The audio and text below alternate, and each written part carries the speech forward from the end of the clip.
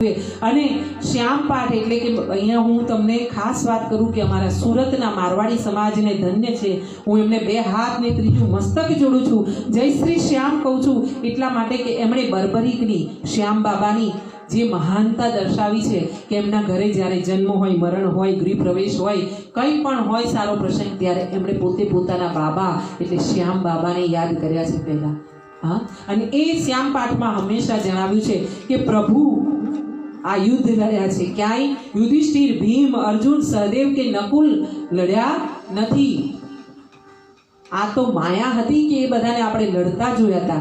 બાકી અંતે મર્મ એ હતો કે પ્રભુનું સુદર્શન ચક્ર આ લડાઈ લડી રહ્યું હતું.